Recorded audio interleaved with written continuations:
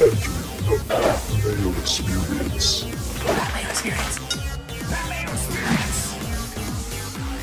Mayo Experience. Experience.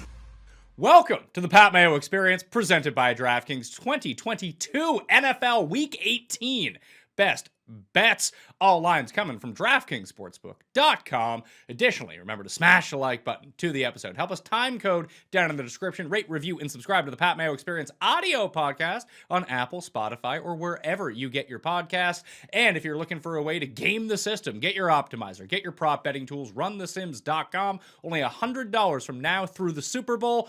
Best deal that you're going to find, so I highly suggest you do that. Additionally, the gigantic golf one and done, which runs starting next week at the Sony Open through the BMW Championship in August, the race for the Mayo Cup, $50,000 to first prize, $500,000 guaranteed in the prize pool. Recommend you go sign up for that as well. FantasyGolfChampionships.com and go play in the race for the Mayo Cup. Come take my money. I dare you.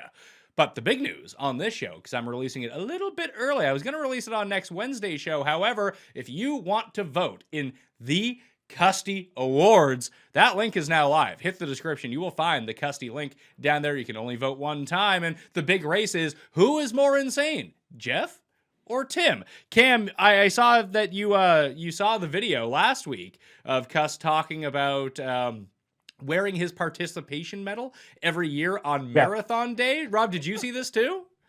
I did, yes. Yeah. It's fantastic. This guy's talking like he actually won a tournament or anything. Honestly, when we were younger and you get the participation ribbon, that's like the worst thing you can get. Like, it's a sign of disgrace, actually. Like, you didn't do anything. You were there. You didn't perform. You know, remember we used to do those exercises, Pizzola? Excellence. You always want to get excellence or gold, maybe if you have a bad day, but none of this participation stuff. That's embarrassment. This guy wears these medals to Sobeys, like while he's grocery shopping, like he's former Canadian Olympian Kurt Harnett. I don't know what this guy's doing. Anyway, I love Cuss. He's the best. Like, honestly, like, he's wearing medals so people go, what did you win, sir? Nothing. I'm a participant. I'm a participant. But anyway, that's what I like about Cuss. You know, he's got a medal and he likes to show it. That's his business. Did you ever have anything? Because he started making comparisons to us. It's like, well, if you were like 10 years old and you won like a hockey or baseball tournament and you won a jacket, you'd wear that jacket, wouldn't you? It's like, yeah, but we were 10.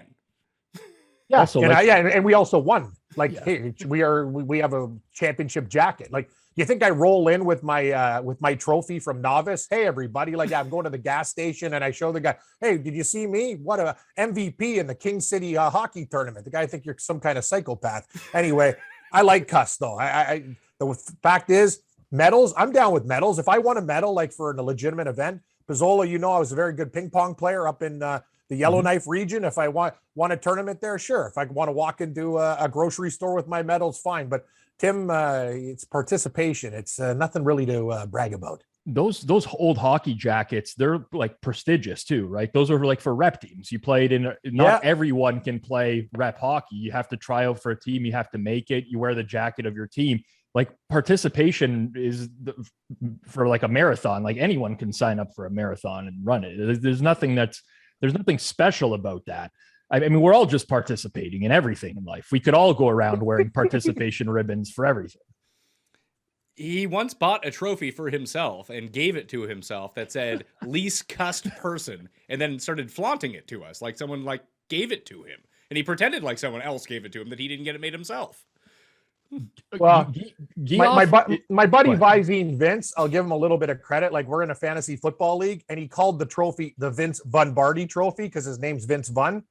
I'll let him get away with that because that's creative. But he did name the trophy after himself in a fantasy league as commissioner. I'm not a big fan of that either. You should have at least got input from everyone else. It is a creative name. We rolled with it. He does all the work and stuff. Like, and the guy's name's Vince Vunbardi. Yeah. It's very It works close. Perfectly. Yes, it works perfectly. I understand.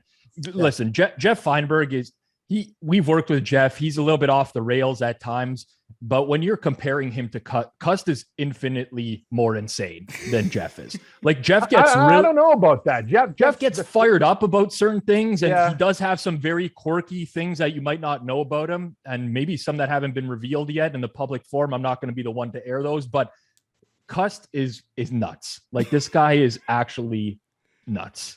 There's no other way to describe it. Feinberg's he's on the cusp. When I see a dark video of him by a river listening to a LA Chargers podcast with his phone in his face, it looked like something out of a serial killer movie. The guy's just sitting there listening. Is this what you do? Like, he's getting it transcribed on his phone in a dark place. Like, who the hell does that? You have children at home. Like, come on, man. There are some psychotic tendencies, but most of the time when you see stuff like that from Feinberg, it's because he's sauced. Like, let's call it out for what it is. He dips into the Crown Royal quite a bit, gets a little sauced, and then you see like the true colors. But yeah, I'm not one to judge, because I could take a hard dip into the deep end. So yeah, we all got problems. I think everybody who watches this has seen that. It's hard sometimes, Pizzola. I got a lot on my mind. Well, I get it. Listen, sometimes we record these early in the morning, usually. Thank you guys for bearing with me today. But you know, sometimes you can have a long night. You drink a little bit more than you were hoping. When you get off work at 3 o'clock or 4 o'clock in the morning, some nights you just keep it going. I'm like, oh, geez, I got a show to do. Yeah, I get it. Listen, man, I haven't been there personally, but I get it. I understand. How one could get it. It's not good though. You shouldn't get it. That's the thing. You can't do those things. It's not good, right, Pat? That's not good for your lifestyle. Like, hey, everybody, look at me. It's 9 o'clock in the morning, and instead of coffee, you're throwing back a cup of vodka. No, it's probably a bad idea. Anyway, Pizzola, I got one thing to say to you. I'm not mad, but I have one issue as a steward in my family. Tardiness. That's the one thing Pat knows. I'll let anything slide except for tardiness, even drunken broadcasting. I personally have a major issue with tardiness. Not that I'm almost pisses me off for anything. No. I'm not saying, like, I'm always the guy that's there 15 minutes early. I'm telling my wife, we stop putting on makeup. We got to get out of the house. Like, let's go. We're gonna be late, type of thing. So I just didn't know we were recording today. That was the problem. I was going about my business as if I had known. You don't receive text messages from Pat, who's very efficient, giving them on all media platforms, email, phone. I made a mistake. I'm apologizing to you, Cam, for wasting an hour of your Thursday morning. I don't know what else you could have been doing. As I told Mayo, I did a show drunk. It's a push. Okay, I'll let it slide. Okay. Well, I always text my guests the day before to remind them, but Pizzola's in the circle of trust. I just assumed he knew, so I never brought it up to him. Listen, good point. There's nothing worse. I'm driving in the car. I just picked up a Starbucks. I'm taking like a leisurely I didn't have my mic. I went to pick up my microphone this morning, which I left somewhere else. Gotta get an espresso machine. I do. I have one. Okay. But yeah, I do. I have an espresso machine. That's usually what I drink. But I had to get out in the morning to go pick up this microphone.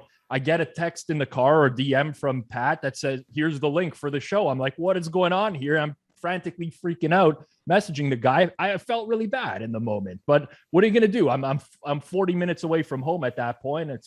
It's life, man. I could do the show in my car if you guys want me to next time. Bring up the phone. Maybe that's not a bad idea. I felt bad too. I was going to do my updates in the afternoon, and I didn't realize my girlfriend had surgery. I took one of her pills, and I was like drooling all over myself. And sometimes we make mistakes. The Tylenol looked like the surgery pill. What are you going to do? And I was sitting there, I was struggling. Is there not a name on the bottle though? Isn't there? No. It was random on the table because like I just used different. Anyway, I don't want to get into it because I got like the diabetes pills and this and that. You know, sometimes Pizzola, they spill out like with the finger pricks and stuff. I'm like, yeah, it looks like a Tylenol. Oh, wrong one. Yeah, it was trouble. Very, very bad. Well, struggling. Well, we struggled last week. Rob more than anyone else. No. We didn't struggle last week. I struggled last week. Cam did fine. Cam, you went 2-1, and I mean, arguably could have went 3-0 if you had settled on one of the other picks other than Carolina, which we tried to talk you out of. It's true. It's true. But ultimately, you went with your gut. I mean, it's fine.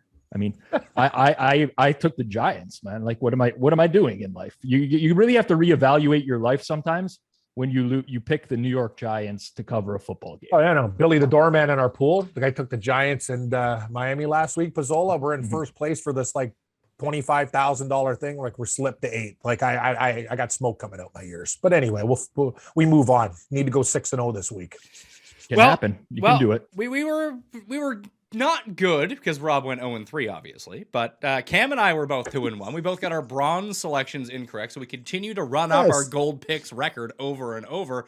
I think, Cam, you're now 10 games over 500 on that one. I'm 9 games over 500. So hopefully we can get the gold picks correct this time around. It's the final week of the season. We're still going to be running the show throughout the NFL playoffs. That's why we moved it to Thursday, by the way, so we'd get some extra juice out of the show rather than have it on Friday and the game start on Saturday, as this was the conversation. Good point. Listen, it makes total sense. It makes total sense from a planning perspective. I don't know why I thought we were still doing Friday, but it makes sense. You get that show out earlier, let it live a little bit longer, right? All right, so here's where I'm going. This line has not moved in my favor at DraftKings Sportsbook, but I bet it earlier in the week at -2.5. That's what it was when we did the show with Cust and Feinberg. Made it my super lock there. I'm still going to stick with it. I don't love it as much, obviously, because it's 1.5 the other direction, but I'm still going to take the Minnesota Vikings at home against the Chicago Bears. I feel like this line should still be even bigger. It's not like the Vikings are sitting anyone. Not that they're great by any means, but they're an above average football team. The Bears stink. And now they're getting some sort of extra credit for beating the crap out of the Giants last week. I'm not super impressed. Fields should be back for this game as the starter, according to Matt Nagy. I mean, that's probably better than having Andy Dalton, although Andy Dalton or Nick Foles, for that matter, have not necessarily looked better than Fields, but they've won more with those two guys than they have with Fields. And Cousins is going to be back. He should be fine. Both these coaches are probably going to be fired at the end of the year. This just seems like this is probably the biggest mismatch of any teams that we're seeing this week that are actually playing their guys. And I'm just not convinced Chicago is actually any good at anything, Rob. This one's a tough one for me. It stems from I bet Minnesota against Chicago on that Monday Night Football game probably about a month ago, where the Vikings covered was the most probably undeserving cover of the entire season. Chicago outgained them like something 400 to 200 in and along those lines. The Bears actually dominated that game. Personally, I don't like this game at all. If I had to pick a side at 4, I would pick the Bears purely because I feel like, yes, Matt Nagy's kind of like, he's going to be done. I think everybody knows that. But I think this is like Zimmer's a lame duck coach as well, where this is probably his final game. The team doesn't care. If you look back past NFL seasons and you look at these quote unquote lame duck coaches, guys that are going to get fired after the year, they don't really have a great track record of covering in this favorite role. That would be my concern here. It's we have a lot of meaningless games this week. Don't get me wrong. So, we're going to have to pick from some of this bunch, but I couldn't lay the 4 with Minnesota right now. I just think Minnesota absolutely waxes them in this spot. The Bears. I think the Bears win. Pat, I love you like a brother. I think the Bears win outright. I wouldn't lay any points with Minnesota. If this game was a pick 'em, I'd still probably take Chicago. I think Minnesota sucks. Chicago sucks though. Yeah, they both suck. They both suck. But other than Jefferson, you got no Thielen. They look disinterested in their last game. Chicago at least is grinding. I know it's against the Giants, but here's the thing. Zimmer's like not a good guy's like, hey, have you taken a look at Kellen Mond? He goes, I get to look at him every day. Like a smart ass comment. Like, dude, you're done. You can't do that to, like, honest to God, the players, when they hear that, I got to be honest with you. I think Minnesota lays an egg this week. And I think Zimmer, you're out the door. Guys, senior grump. Like, you know what I mean? Like, figure it out, man. Like this team could have been so much better. I just think it's a disappointing end of the season. I love the Bears. I almost want to make them my bronze pick. Okay, well, Minnesota -4 is still going to remain my gold pick as the update now that I brought it up on my screen. Yeah, we're 25-26 for bronze picks between us. Not great. 20-32 for silver picks. Also not great. 35-11-1 on gold picks. So maybe just ride with our gold picks. And that's actually absurd. That's an absurd clip on the golds this year. That's what, 75% basically. Very close.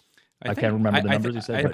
If we just bet like dimes on our gold picks, Pizzola, I might actually like be able to buy new things. I got that. Right? I can get a new pair of pants. It's 35-13-1. I'm sorry. Okay, still very good.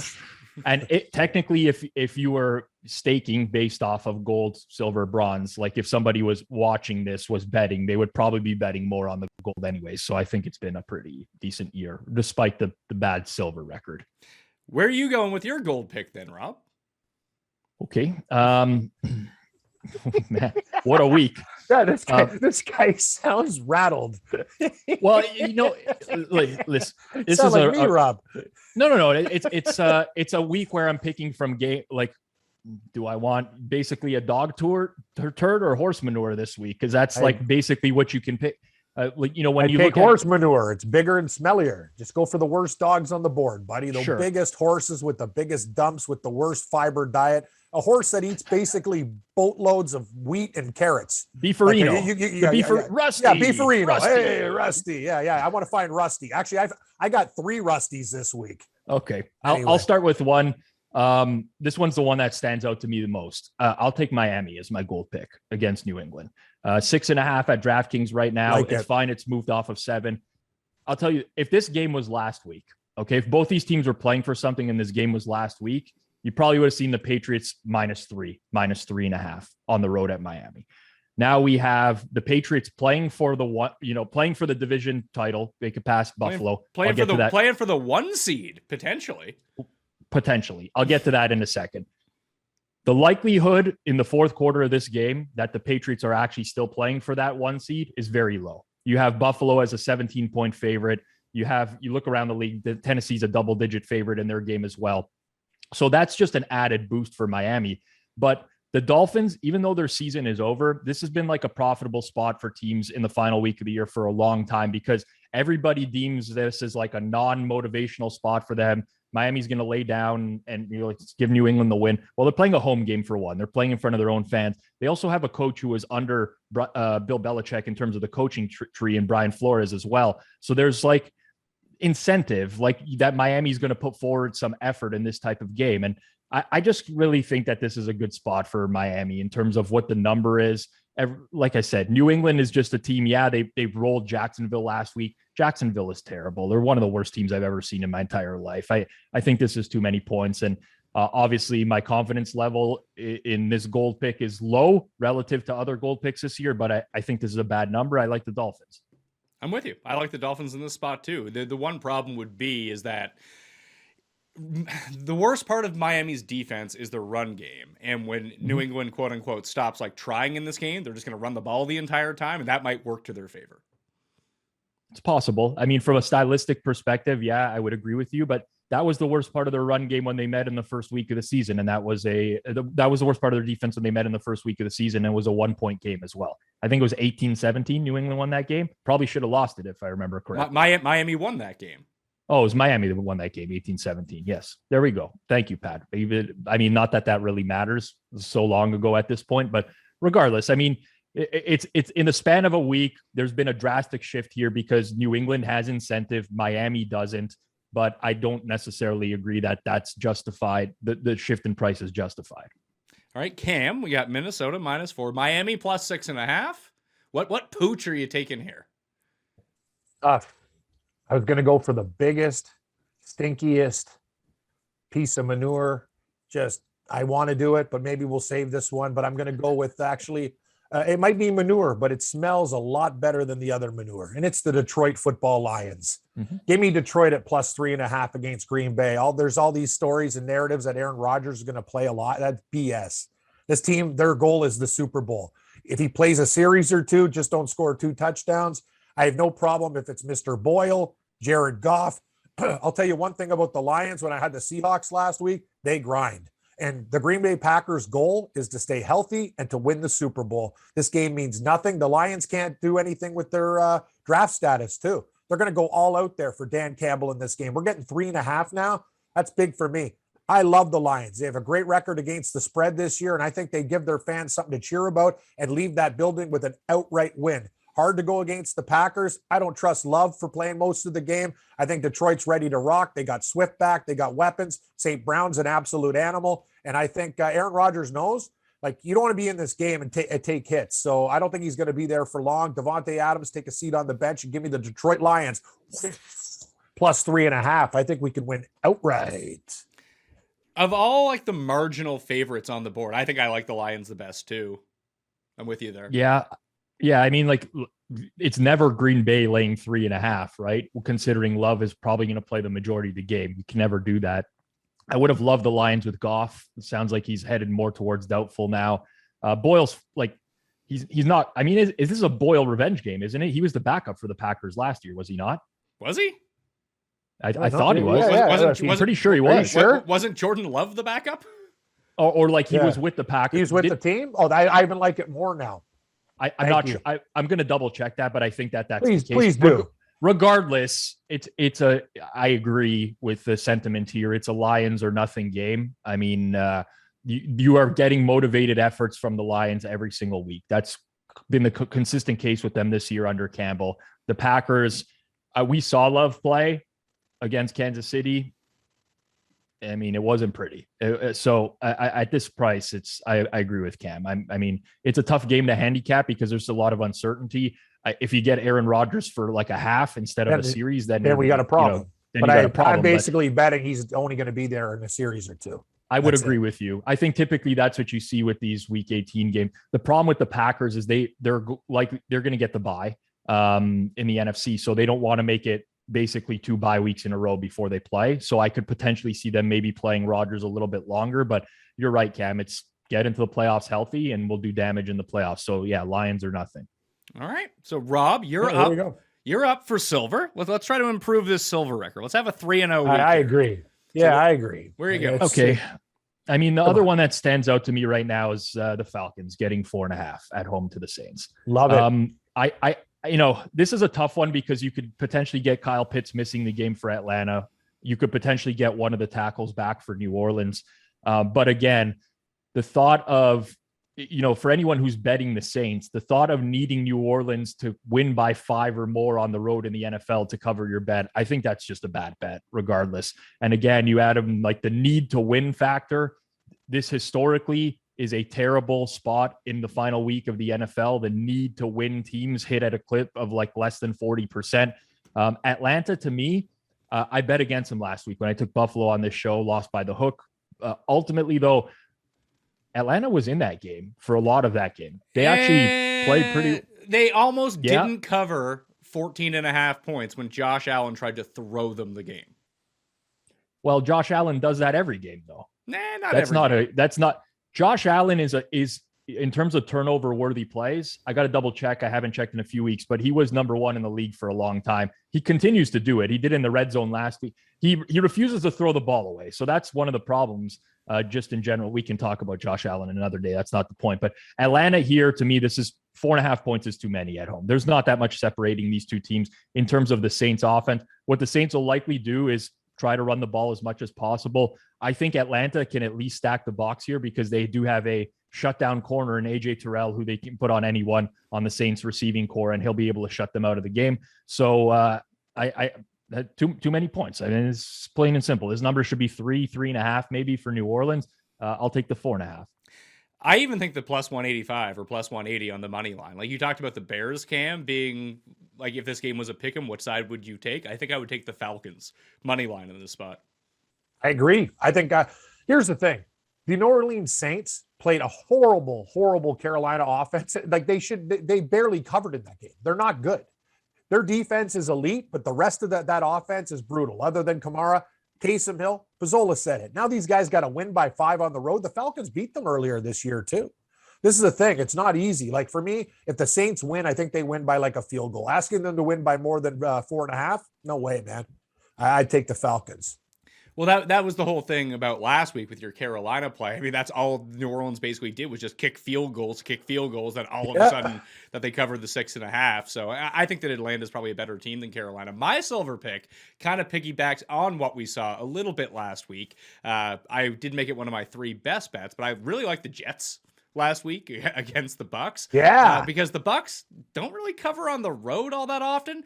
They tend to cover a lot at home is the thing. And now they're playing Carolina. Give me a break. 8 doesn't seem like enough points. And I'm guessing Brady's probably going to play. Even if he plays a half, I don't even really care at this point. And Rob, maybe you can explain this to me. Because maybe it's like an overall upside type thing. Yes, you lose Godwin. Yes, you lose Antonio Brown. But it feels like no one remembers that Gronk is on this team and Gronk is healthy right now. So you still have Mike Evans and Gronk. Leonard Fournette is going to be back. Like, it's not going to be that big of a deal. I think the Bucks absolutely paced the Panthers this week. Bucks -8 is my silver pick. 7:52 a.m. this morning, Antonio Brown tweeted a direct message which said that the Bucks are not resting players for this game. If that truly ends up being the case, then -8 is one of the most it was a direct message that was sent to him that said, be ready for practice. We're not resting for this week's play. I don't know what to make of this. I feel like the Panthers have gotten to the point where they're unbettable for me. Just offensively speaking, they're so limited in what their ceiling is, where it's very challenging. Like, I could see a similar type of struggle fest like they had with the Saints last week, where maybe the defenses potentially can keep them in the game for a certain period of time, but the offense at some point has to do something. And I'm not sure that they can. This one's a tough one for me. Just too much uncertainty, in my opinion, Pat. I consider you a friend, and I'm telling you, be careful. You're walking into a trap with dangerous snakes. Spiders, scorpions. Tampa Bay might kick 4 field goals and cover this spread. Yeah, no, but then again, Carolina might kick a couple of field goals and they lose the 12-6. They cover. I'm telling you, as long as their kicker doesn't get hurt in warmups like you did against Buffalo. It's a bait line. I'm just saying. I'm telling you, be careful, friend. I'm just saying. I hope Tampa Bay covers for you. I'm not betting Carolina, but there's something telling me this game reeks. It reeks. Pizzola, you make it a smooth 9.5, 10. They're posting an 8. Like, what the hell? Well, the problem is, like, Tampa Bay is not real. The seeding, like improving your seeding in the conference, teams are never really incentivized to do that. Like, it just doesn't. I don't know. My gut feeling is that the Bucks offense plays an entire half, and then you maybe pray for a Carolina backdoor cover. I don't know that, like, Carolina's not the team that I want to back in terms of, I think that they're probably going to be losing the majority of the game. Can they pull out a backdoor cover later? That's not the offense that I want to back. Like, for example, we just talked about Atlanta and New Orleans. If New Orleans goes up 10 points, like they did last week against Carolina, Panthers have no hope. At least the Falcons can move the ball at some point and maybe squeak in a backdoor cover or something like that. I'm not betting Tampa. I don't know. I don't have a feel on this game. Let me just make that very clear. You guys are obviously on opposite sides, but I just think that this is a smelly game. All right, well, Tampa for me, Atlanta for Rob. Cam, what's your silver pick? Taking the Jacksonville Jaguars. Ooh. Okay, I got one other reaction. I got one other one for you. Houston Texans. It's one of the two. You know. So one's going to be your silver, one's going to be your bronze. No, I think I'm going to take the Bears as my bronze. So I got to make a decision here right now. Those are the 4 games. You know what? Screw this. I'm taking the Jacksonville Jaguars plus 15.5. The Colts have not won there since 2014. Carson Wentz is a piece of steaming hot shit. And I'll tell you, other than Jonathan Taylor, I don't give a rat's ass. The Jaguars suck. I get it. It's the last game of the year. They also played the Colts tight earlier this season. They should have won the damn game. You're giving me 15.5 friggin' points with the Jacksonville Jaguars? Yeah, they're pussycats, but I'll tell you, asking the Colts to win by 16 is insane. Give me the damn Jacksonville Jaguars. I also like the Houston Texans. I mean, I'm considering making Houston my bronze pick this week. I much prefer Houston to Jacksonville here. The one problem with Jacksonville is a lot like the Carolina problem, I feel, is that if they do fall behind by, let's say this game just turns into 17-0, I don't know if Jacksonville can score any points. Actually, Pat, the last time it did happen, the Colts didn't score for the end of the game, and Jacksonville came back and almost won in that exact scenario in Indianapolis. Can you believe the Colts haven't beat these guys since 2014? I don't know what it is. Sometimes weird things happen. Like the Buffalo Sabres always used to beat the Sharks when they're the worst team in the league. I don't get it. There's no data. Pizzola can go through his database and Einstein can't figure it out. I don't understand it. But I'm going to tell you one thing. When I'm getting 15 points with these guys, asking Indy to win by that margin, I think, is a little bit crazy. Anyway, you know what? I'm on my own island this week, and I'm going to stick with it. I'm taking the Jaguars. If it comes down to like a picks pool, I would take Jacksonville as well. I couldn't imagine putting my money. But I don't know what other 3 best bets to do. There's nothing I love, right? But to echo what Pat just said, I think you have the right side of the game, Cam. Like, That's all that matters, right? I agree. It's just a matter of whether I want to put my money down on Jacksonville or not. Like there's certain teams every year where you just feel like you're getting value with them. You bet that, like it happened with the Browns, 3 or 4 years ago, whereas and then they just find a way to not cover. And that's how I feel about Jacksonville. In a pick'em pool, 100%. Put me down for Jacksonville at this number. Putting real money down on them, I can't stomach it. I get it. You're less fearsome with the big underdogs, the ugly pooches. But I don't think this is the wrong side. I just don't, it's one of those where it's like, ugh, I can't do it. I can't personally. What do you guys think about the Giants this week? No. Oh God. Never again. Oh God. I almost want to bet them to be contrarian. There's not going to be I guarantee under 8% of action on the New York Football Giants in this game. That's probably true. But anyway, I'm taking Jacksonville. After last week, no one wants to bet the Giants, but I will say this. Joe Judge, he's been doing like a post-game presser every single week where he talks for 5 minutes about how, former players have been want to be there. I want to be there. Bullshit. Then he took like a low-key shot at Ron Rivera where he didn't mention him by name, but he's like, it's not like other teams here where we're having players fighting on the sidelines. The Washington football team can't play harder or anything like that. But while it's a meaningless game, I think Rivera just wants to actually smoke Joe Judge in this game. And I mean, that's very narrative-y. I don't care. I'm not going to bet this game regardless. But I think the Giants are on like more so than the Jags. I'd be more likely to bet the Jags than the Giants, I think, at this point with what I've seen. There we go. Yeah. So for your bronze pick, Cam, you're going with the Chicago Bears +4? Yeah, I don't want to go against you, Pat. I was actually looking at Seattle against Arizona. I got to be honest with you guys. If people are listening out there, I think if you bet every single underdog, you'll make a killing this week. There's very few favorites that I like. I don't know what you guys are thinking. Which favorites? Like for favorites that I like or would lean to, the Chargers are one. That's it. That's for me. That's the only one. Maybe the Ravens are another that I would lean to as a favorite. Yes, those are my two. Those are the only two. Pizzola, I wrote those down. Chargers, Ravens. Other than that, every dog except for the Giants. But here's the thing. I also like those two favorites as well. I think everyone likes those two favorites this week.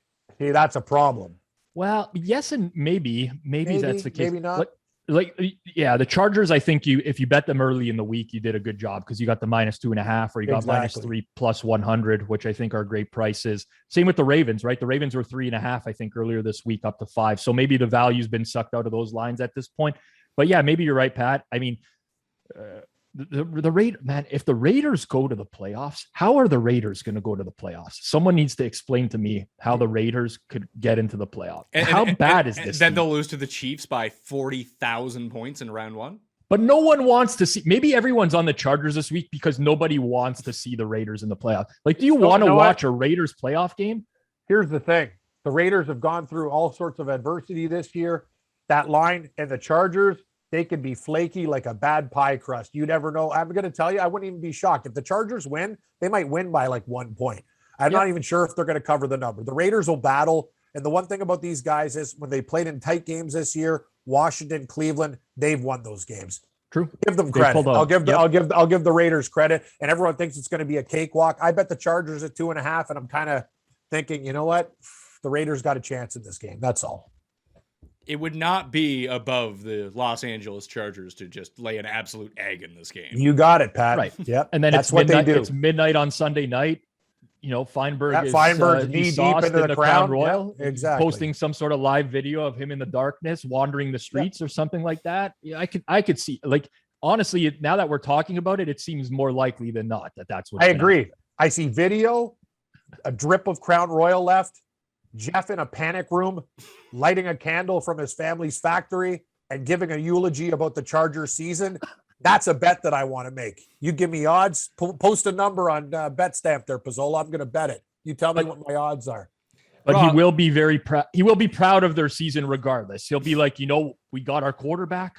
We got our coach. Next year's the year. Like that. I don't know. Staley made some mistakes, but everybody makes mistakes. Yeah, Staley's a fine coach. Like relative to what you can have in the NFL. Like think about some of the coaches in the NFL. Like, will you agree that Stefanski was horrible this year, Pizzola? Just admit it to me this year, please. Just tell me I'm right. No, I won't. I will say No. I think Cam is onto something because they should have sat Thank Baker you. 8 weeks ago. yes, possibly, but okay. Here's what I would suggest people do who are on the Case Keenum bandwagon. Go back and watch Cleveland Denver, where Cleveland won 17-14 at home against the Denver Broncos, and watch what Case Keenum did in that game, because the entire game was scripted for him to succeed. He cannot throw down the field. Every time he tried to throw down the field, it was almost picked off. All the yardage came off screen passes, wide receiver screens, running back screens, and whatever. I get it. I would have probably went to Keenum at some point. There's got to be a reason. Like, you see these guys practice every single day. There's a reason you stick with one over the other. Now, the Cleveland-Pittsburgh game this past week, I have no rational explanation for what happened in that game. Other than that, the Browns are a very analytically forward organization. I almost feel like they tried to lose that game. You know what's analytically stupid? Giving Dearness Johnson 39 touches to Nick Chubb. That's the end of the discussion here. Nick Chubb is a bell cow. He is one of the best running backs in the league, and this moron doesn't even use him in the situation. He gets you down there the whole time. They would have beat Green Bay outright if they stuck to the plan, Pizzola. No. He's wicked. Anyway, they wouldn't have beat Green Bay outright. They started running the ball effectively. Baker Mayfield threw 4 picks. I understand what happened. The reason they were able to run the ball on Green Bay was because they went down a lot, and Green Bay got out of the shell that they were playing to stop the run. And that's what. Yeah, no one understand. Everyone is just like, Cleveland needs to run the ball more. They need to run the ball more. They're facing scenarios where they have to throw. If a team is putting their safeties in the box, right, at some point your quarterback has to do something. Mayfield is a lemon. In regards to last week against Pittsburgh, if Stefanski was coaching to win that game against Pittsburgh, he should be like, I would wholeheartedly agree with you. The thing is, you look at what happened last year, right? Like the Eagles tanked against Washington, that final game of the season. They got a higher draft pick out of it. They're going to the playoffs this year. The Browns, it wouldn't surprise me at all if they're just trying to honestly lose games at this point. I could agree with that. Because Stefanski's going to be back next year. He's going to be coaching this team. They want a higher pick. I wouldn't be, I'm not saying that that's the case, but that game plan against the Steelers, no one would do that. No one would do that. The Steelers can't stop the run. They would, if you were trying to win that game, you'd come out and run the ball. So that's it. To go back to your Keenum point, I don't think it's Keenum they should have went to. They should have went to the hero, Nick Mullins, who's great. Mullins is great until he throws like an interceptable pass every other pass. Like, that's he's great true for one start, and then you're like, oh God, Nick Mullins. Like, yeah, what? How is that? How is that any different than Baker? Baker, no, it's not. It's not. They don't have a good quarterback. But the problem is they've also they extended or picked up Baker's option earlier this year, right? So like, I don't know. It's one of those things where I have no idea what goes on behind the scenes. There's a reason for everything. I think as fans, we're like, yeah, okay, Keenum's a serviceable backup. But if Keenum is there, you're not going to be a playoff team. You can't win a Super Bowl. You just got to hope that Mayfield somehow turns it around. That's what I'm getting at, right? Like, one has a ceiling that is fairly high. The other is just going to be serviceable. And you don't win with serviceable.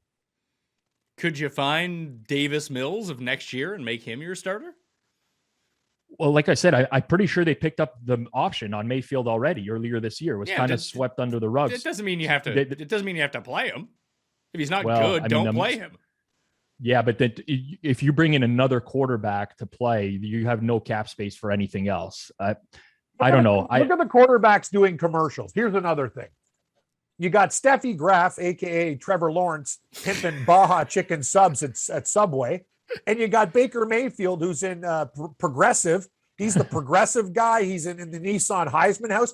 I would tell you, if I was in the Nissan Heisman house, I would dress up Baker Mayfield as the butler serving Eddie George and all these other guys beverages, because you know what? He doesn't deserve to be in a commercial. And I understand your name's Matty Ice, but that's not the quarterback for the Tide commercial, but I get it. Ice-T, Stone Cold, Matty Ice. Anyway, right. Every quarterback that's in commercials reeks.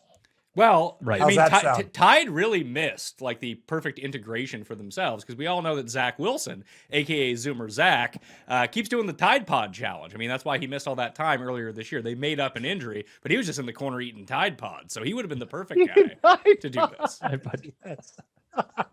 Oh man, I'm trying to think. I've actually been trying to think of a quarterback in a commercial that's, but Aaron Rodgers used to do some commercials, didn't he? Yeah, he State Farm, him and Mahomes, but that's different. That's one company that's doing well. The rest of them all stink. That's all. And isn't Jake from State Farm? What's Jake it's from? just Jake. It's Jake from State Farm. It's not Jake Fromm. Jake is the agent who deals with Rodgers and Understood. Mahomes. Yeah, thank you, Pizzola. Holy jeez. No. I needed the explanation. I don't get US cable. I don't see the commercials, right? I'm trying to think of quarterbacks that are bucking the trend by being. How the hell would Jake Fromm be in a commercial? The guy's a third string quarterback. Well, this makes a lot more sense to me now because I was very confused about this for a long time. I'm like, who's getting Jake from State Farm? Sponsorship? He's the black guy who gets the free meat and the free pizza and free everything from all of his clients. Are you saying that's not Jake Fromm? Do we know? Is Jake Fromm? Yeah, if he went to the tanning bed, Jake Fromm's white. This guy's black. Anyway, I don't want to get into this right now. I don't even know what the hell we're talking about. You remember also fellow diabetic quarterback back in the day, David Garrard used to do the. I love David Garrard. Bojangles chicken commercial. No, you're wrong again, Pizzola. See, this is the thing. Your analytics are right, but everything you're talking about with commercials is wrong. It's Zaxby's. He owns a Zaxby's place. It's Zaxby's chicken. I went down there when I went to Augusta, and let me tell you, Zaxby's is awesome. Okay, I mean, I was 80% right. It was David Garrard. He is diabetic. He did a chicken David commercial. Yes, yeah, it's Carolina like when Pirate. Yar. Jacksonville Jag quarterback. Yeah, good guy. David Garrard. Like when Kramer goes into the bank, he's like, you got a greeting. It started with an H. How's $20 sound? I mean, I got most of it right. Actually, Bojangles and Zaxby's couldn't be farther apart in the fast food chain. But I'm not going to get into this now. Are they both chicken joints? Bojangles serves. They serve chicken and biscuits. Yeah, you hit the poultry side of the argument. Well, there we go. Thank you. But Zaxby's also has salads. Bojangles is more of a like buttermilk biscuit, bacon, chicken, gravy. Like it's more. Zaxby's a little healthier. So what you're saying is that Rob kind of thought that like, hey, let's get a pitch man who has diabetes, and the pitch can be, hey, don't have diabetes, come eat here. Listen, I've never eaten at any of these places. You guys are thinking like I've actually thought about this any more than it was just like a brief recollection. I believe I was producing for you, Cam, when we interviewed David Garrard. Yeah, I talked to him about Zaxby's. You did. I think you brought it up, right? Yeah, he loved it. Yeah, there's actually some really good interviews you did back in the day. I remember there was one with Ben Lieber. Do you remember this? No. Ben Lieber was a linebacker for the Minnesota Vikings. And you just went off about how he played for the Kansas State Wildcats. Yeah, he did. And you're basically like, Ben, you got to explain to me how the Kansas State Wildcats symbol or logo is so close to the Thundercats logo. Did he like it? Clearly ripped it off, and he loved it. He was all over it. He's like, I never thought of it. It's the exact same. Like, it was so good. That's some pretty stupid questions, but sometimes it works out. Rob Pizzola. Oh boy, bronze pick. Let's get one right. Yeah, we've talked about, everyone's talked about it on this show, but I don't think anyone's locked it in yet. I'm going to take the Houston Texans as the bronze pick. I love it. I think you're getting the hook. You're getting the 10.5 at DraftKings, which I think is a good price. Again, there's a lot of, the Titans need to win to secure the number 1 seed. That is additional pressure for a team, for one. Yep. And on top of it, it's meaningless. It's a divisional game. Davis Mills wants to win this game. They played the Titans very tough last time they played them. I mean, Tennessee is all, I know they won by a lot last week. I get it. They won 34-3, kind of a misleading final score because it was 10-3, 17-3, majority of the game. Then they piled on the points at the end. But Tennessee's not really a team that is built to win by margin yet. They're not. They run the ball pretty effectively. Their passing game is still horrible. They're not pass protecting well. They're not a team that you would typically think is going to blow out other teams. They go out on the road here. It's too many points. I'll take Houston as the bronze, 10.5. I'm kind of with you on that same page. What do you think that, are we going to see Derrick Henry? Because I know that he's been activated and he can return. Like, is he going to touch the ball in this game?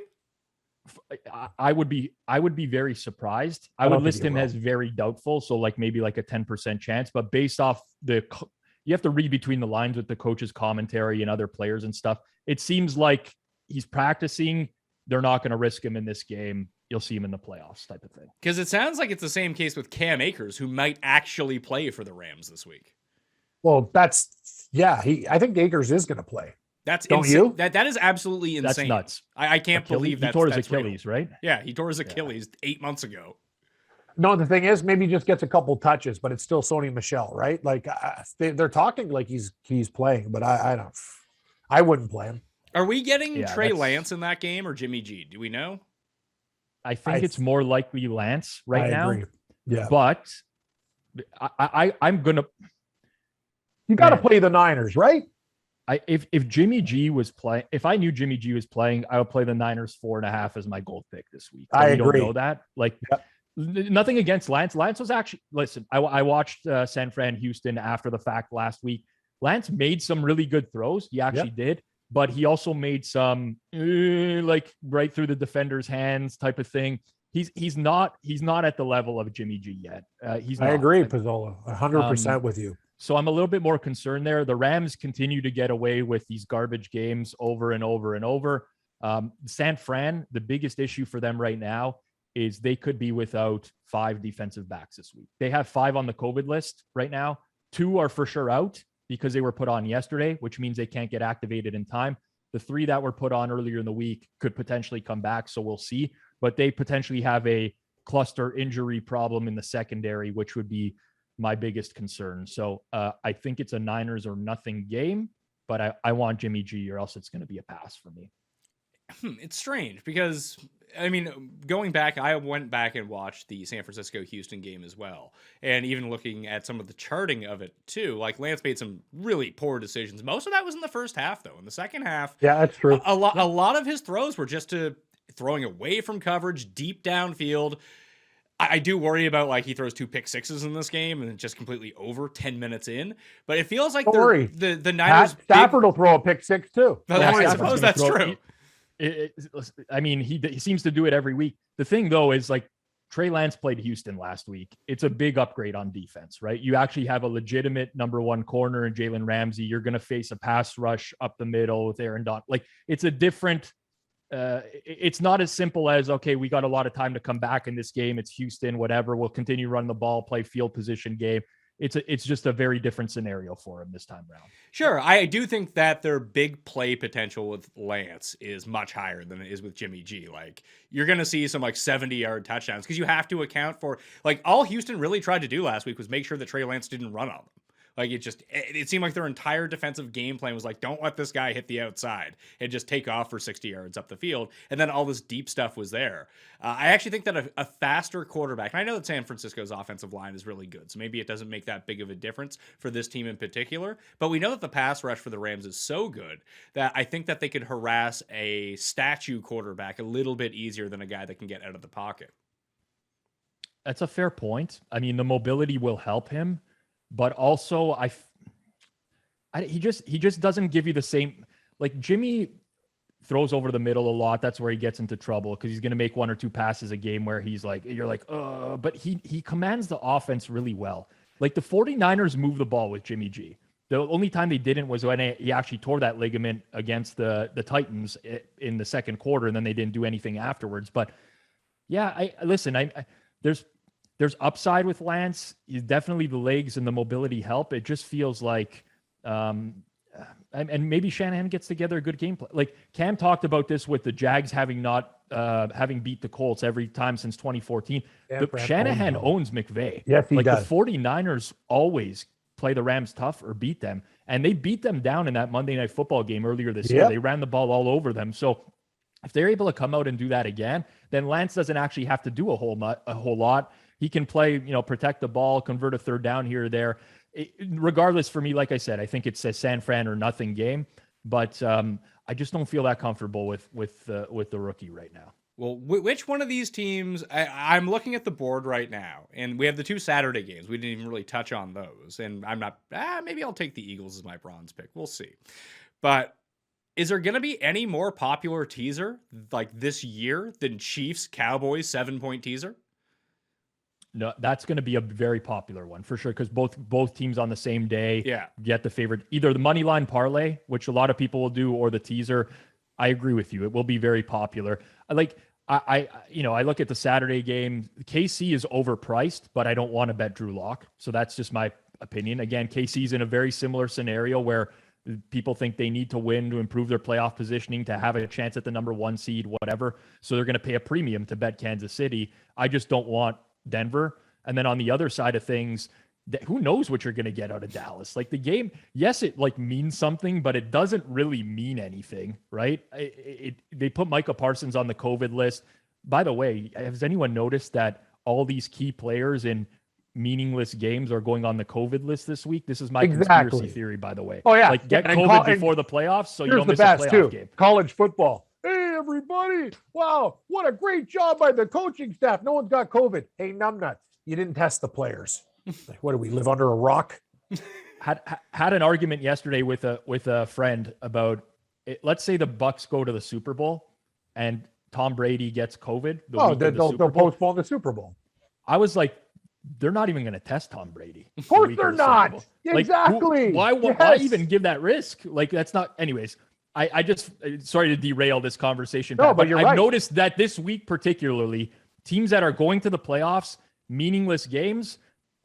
A lot of guys are coming down with COVID. Who's not? Patrick Mahomes is not getting tested. Tom Brady's not getting tested. If you don't believe that, you're falling asleep as a human being. Speaking of that, simple. As we are talking, Kendrick Green and Deontay Johnson just went on the COVID list for Pittsburgh. Of course they did.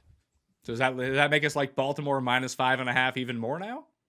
I liked it a lot better earlier in the week, but I'll still lay it. I think they smoke Pittsburgh. Smoke them. See, I was looking at the Eagles +7. I think that's who disrupts this teaser on Saturday. They might just win this game outright. Not that they're not that they're better than Dallas, but it's a home game. They're getting 7 points, and it feels like Dallas's defense, which was really good, is now, like you said, on the COVID list.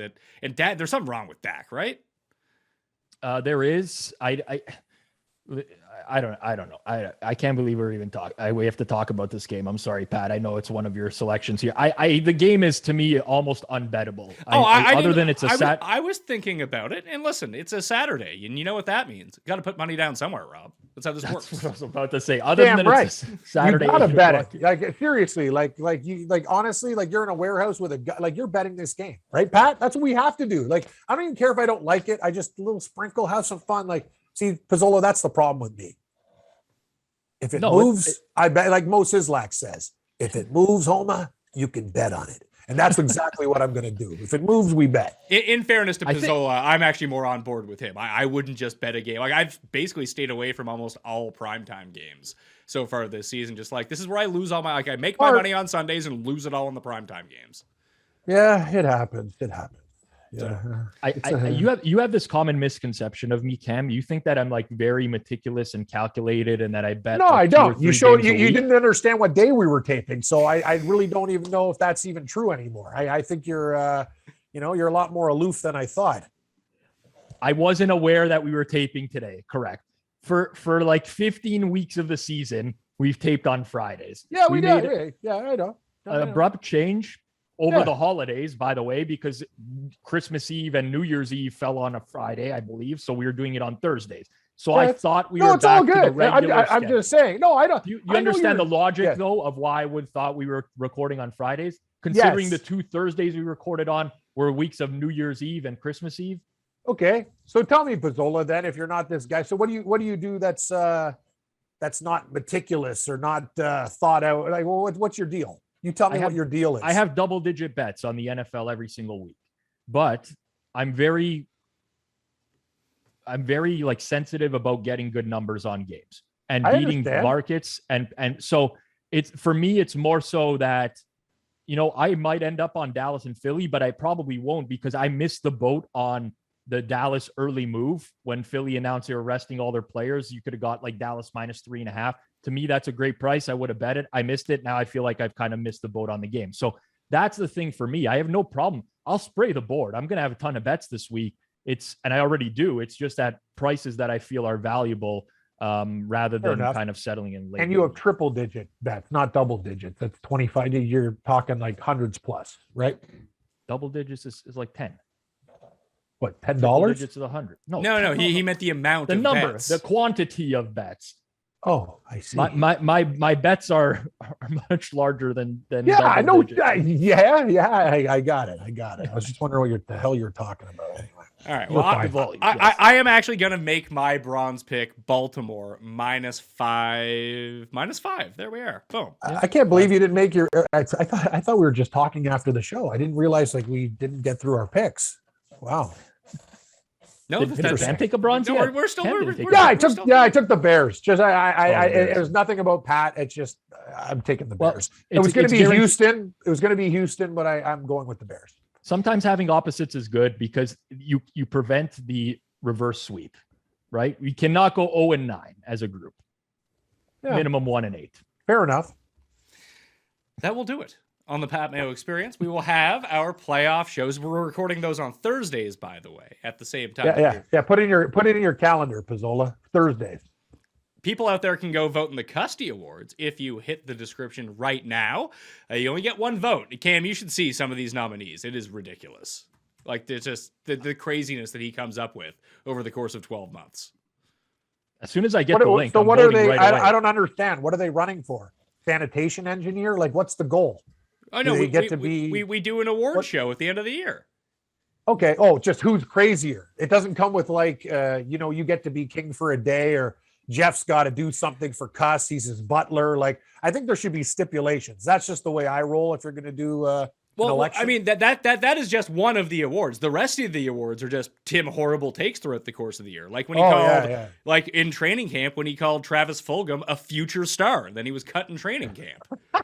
You know what the best was? When he got on Notre Dame and he started chirping. I'm like, yes, I'm on Oklahoma State. Thanks for the comeback win. I appreciate it. Thanks, Cust. I honestly can't believe how often that happens. It's actually that's what I'm truly saying. shocking. That's why I tell him to shut up on Sundays when I got a golf winner. Like, I got a guy with the lead, and then he chimes in, "Oh, it's nice to reward Colin Morikawa." Shut up! Like, just stop doing stuff like that, please. Just please. We used And to I work like with the Big E, Eric Cohen. It was very that's similar a in big E move too. That's The guy's a big calling E. games in the second quarter. It's like, give me You a guy's break. giving himself his own nickname. You don't do that. That's right. George on side. Hey, T-Bone.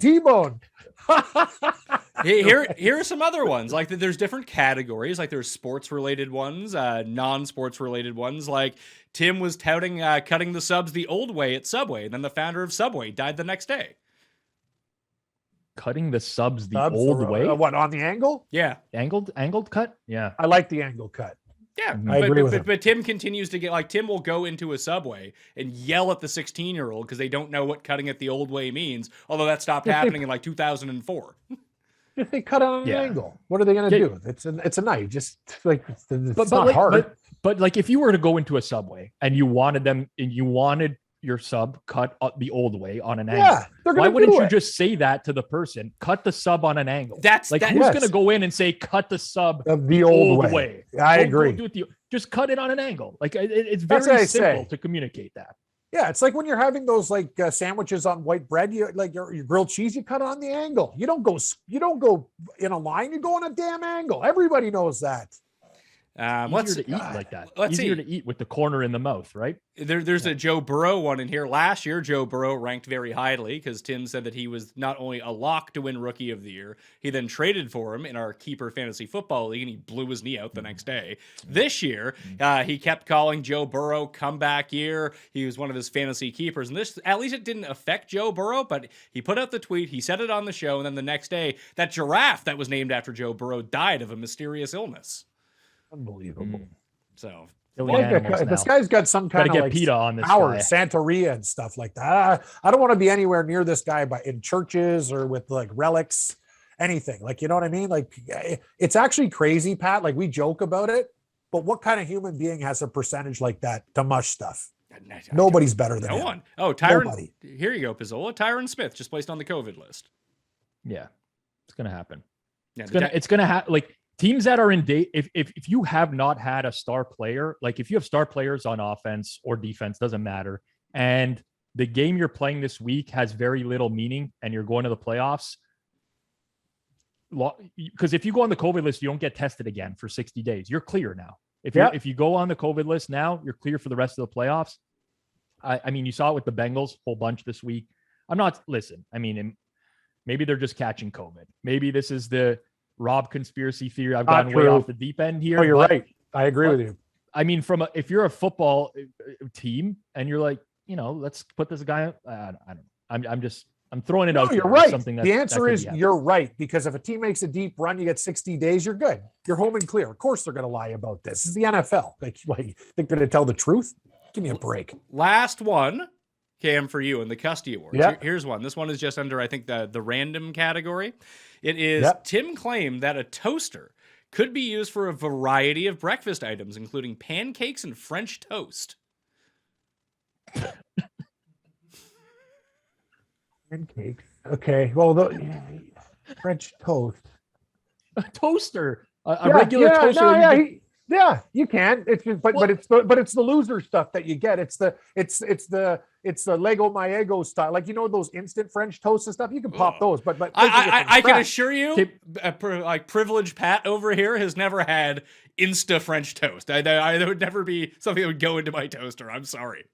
So this guy is dipping his bread in an egg and actually throwing that's it into dangerous. the Liquid toaster? with the coils. Yeah, you can't be doing that type of stuff. You can Yeah, die. I Like don't when you're fishing it out with a fork. That's right.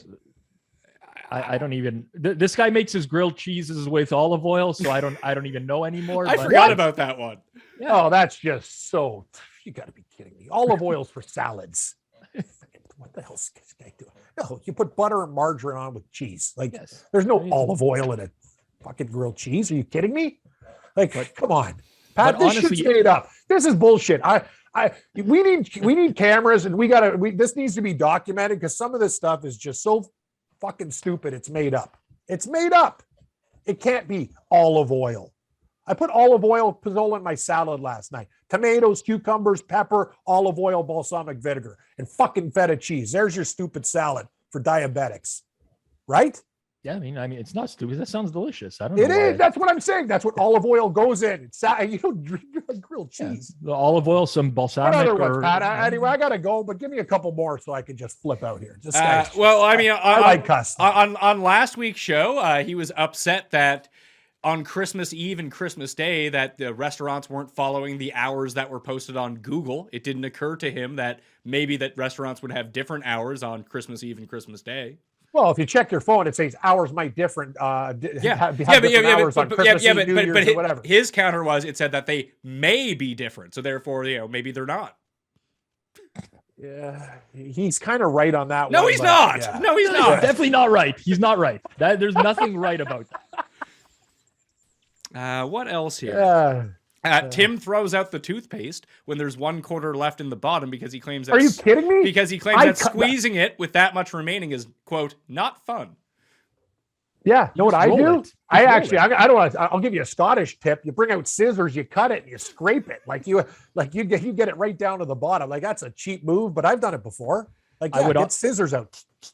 I would honestly say that getting scissors out to cut a toothpaste is crazier than throwing it out with a quarter left. Okay. Who is getting scissors out Me. to cut the toothpaste? Because it gets caught in the thing. All you got to do is cut it, open it, and you grab your brush and you get all the stuff. And boom, Have you get ever another just 2 or 3 rolled out the of it. toothpaste before? Yeah, you can only It roll goes all it to so the much, top. Pizzola. You can only roll it so much. I'm saying there's other stuff stuck on the fucking side. Like, it's like the peanut butter in a bag. You got to keep on digging, man. There's stuff there. Dig. Anyway, I don't do it all the time. I said I've done it before. Now that I have a little bit, actually, I don't have more money. Anyway, I've cut toothpaste before. What other tricks do? I do actually. I'm not even want to tell you this. When deodorant breaks up on the floor, like when I go too hard, I will get it and make a snowball out of it and use it again. Like, when you break it up, like there's a chunk here, a chunk here, a chunk here. I'll just look at it. Got no stuff on it. I'll roll it up. I honestly have no idea what you're talking about. I'm talking about deodorant at the top. Like, sometimes it breaks. Pat, Breaking you know what I'm talking about? deodorant? What Yeah, deodorant. When you put it on- sandpaper? No. Yeah, the maybe. deodorant doesn't I don't break. know. All I know is sometimes the deodorant's soft. It breaks up, and it's kind of like feta cheese. You get clumps of it. You just make it like a snowball. Okay. Go back I mean, in business. to each their own. I personally have never experienced a deodorant clumping up and breaking. Oh, mine break all the time. All the time. And another trick, Pat, I know this is a Scottish thing too. Shampoos at the end. the little faucet water, get another couple uses. Oh it. yeah, Everyone's gotta do that. that's no different. Okay, than like see, that was not dishwasher. even crazy. That That's is a just pro smart. move, professional move. Yeah, so I think all my moves are pro moves. If your deodorant clumps on the floor, you just make it up and you don't have to throw it out. That's all I'm saying. The thing is, here's the the toothpaste, right? Like, excuse me, I almost died there. Yeah, a lot of phlegm. Maybe, maybe I got to go on the COVID list or something like that. The toothpaste, the cutting, that's like, just throw the toothpaste away, get the new thing out from the bottom. When you're in the shower and you're out of shampoo, you have no alternative. So yeah, okay, put a little bit of water in there, use the, you know what I'm saying? It's a little bit different situation than, and I don't know about the like Pat, I don't know about you. Do you know what he's talking about with the deodorant thing, or am I just on my own lonely island? No, it's happened with well, it depends on what type of deodorant you get for one thing. So like some of them are soft. Yeah, like I use the gel deodorant, so that never happens. But I had like I had like Speed Stick in my like gym bag, and it just had been in there for so long, it like had dried up so much. I tried to use it, and it just all clumped down. Now I didn't pick it up and put it back on. I just went and bought some more deodorant. So yeah. Like a normal person, but I'm just saying, it depends how it crumbles too. If it's too small, you're done. But if it comes in big clumps, very simple. It's just like rolling pizza. You got pizza dough. Let's go. We're back in the game. So I will say, he's always been a man of value. He's always been a man of value. He's looking for that. He's looking for the hook of life, is what he's looking for. Yeah, I do a lot of other dumb stuff, but I'm not going to admit it on air. Those would be my secrets. There is a category in the Custies where you can vote on Feinberg's biggest rival this year. It's always one of the more fun ones, because when we do the show, Jeff has to backtrack and be like, "Well, no, I don't actually know." Like, there's so many Chargers beat reporters he's just so angry at all the time. But Derek Carr with eyeliner. That's got to be a villain of his. So is that? Do we ever have? It is. Is it eyeliner? Because there's the guy from Lost. He was in The Dark Knight. Nestor Carbonell, I think his name is, and it looks like he always looks like he has eyeshadow on too. I think it's just how his eyes look. No way, it's eyeshadow. I'm not going to believe anything different. There's no way. I feel like it's makeup, but I don't know. I don't know for sure. I feel it like is. He looks like a friggin' pirate. Hey, he plays for the Raiders. It makes sense. All right. Yeah. I mean, it doesn't make sense now. Yeah. Thank you. He's really getting in the gimmick. Anyway, Cam Stewart. He's getting, At Cam Stewart Live on Twitter. Sportsgrid.com is where you can check him out. Rob Pizzola, betstamp.app. Go over to betstamp.app, do some line shopping, or as I would tell you, just go to DraftKingsSportsbook.com. That's where the real value is. DraftKingsSportsbook.com, presenting sponsor of the Pat Mayo Experience. Smash the like on the way out. Thank you to our friends on Game Plus, and playing the big one and done for golf starts at the Sony Open. That's the 13th of January. FantasyGolfChampionships.com. It's almost full, so go get your spot right now. I'm Pat Mayo. Thank you for watching. I'll see you next time. Pat Mayo Experience.